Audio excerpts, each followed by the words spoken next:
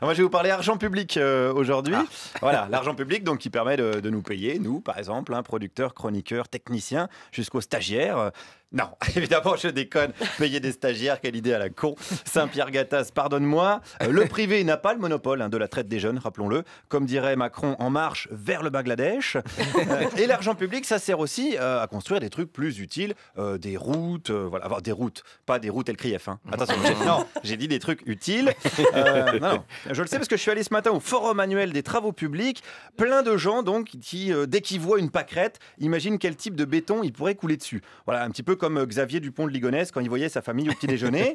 Et j'ai discuté, oui, c'est un parallèle un petit peu hasardeux, et j'ai discuté avec des entrepreneurs, notamment de Joseph Bonnier, c'est l'inventeur du béton armé. Qui était-il vraiment ? C'est un joli barbu, il est en photo là, à un moment là. Et Un joli barbu qui a inventé le béton armé. voilà, Ça, on ne le savait pas déjà, on apprend des choses. Joseph Monnier. Moi, c'est un mec extraordinaire là. C'est à lui qu'on doit tous les buildings moches en béton armé. Et voilà, le côté négatif là, ça y est. Non, excusez-moi, voilà, à qui on doit les jolis buildings en béton armé. Oh, la belle tour de la cité des Tarterets, qui n'est pas sans nous rappeler la RDA des années folles.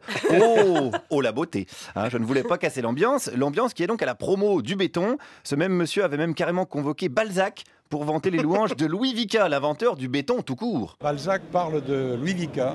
Ah, Il le cite dans son roman Le curé de campagne en disant que Louis Vicat, l'homme qui a fait avancer la science. je me demandais, est-ce que c'était pas la comédie humaine du béton, quoi, c'est ça ?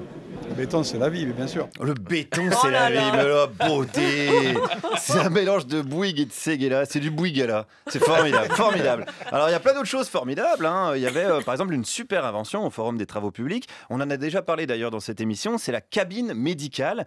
Plus besoin d'avoir un médecin sous la main. Tout est automatique. On est dans une cabine et on a le médecin en face de vous sur un écran et qui va pouvoir faire toute une série d'examens médicaux et prendre des mesures physiologiques pour vous diagnostiquer vos pathologies. À distance. À distance, il peut même rédiger une ordonnance qui est imprimée directement dans la machine. Mais alors, l'objectif, c'est quoi ? C'est de plus voir aucun humain dans sa vie et Non. de vivre dans des petites cabines ? Non, mais je vois bien le...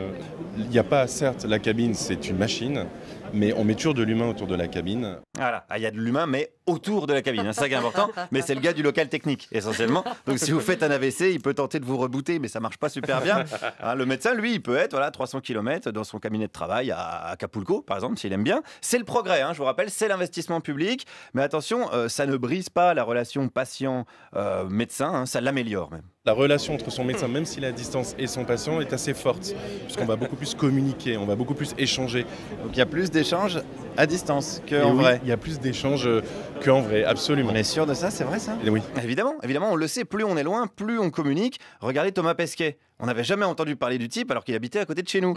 Là, il se barre à 400 km dans l'espace. Chaque fois qu'il a une crotte de nez, on est au courant. Voilà, c'est de l'humain, c'est du progrès, c'est de l'argent public bien dépensé.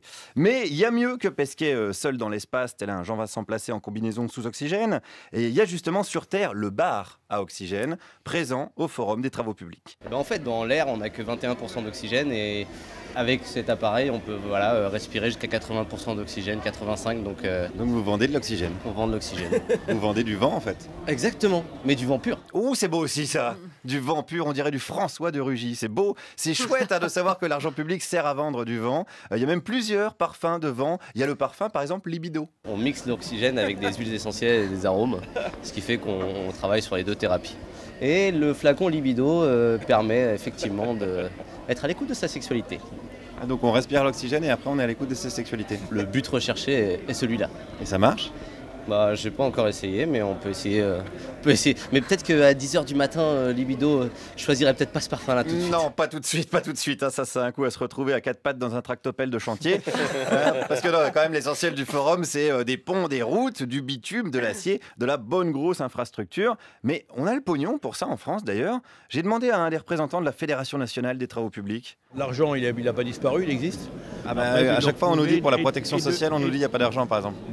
Faut le canaliser au bon endroit, parce que je pense qu'il y a quand même de l'argent qui se promène. Ça n'a pas bougé.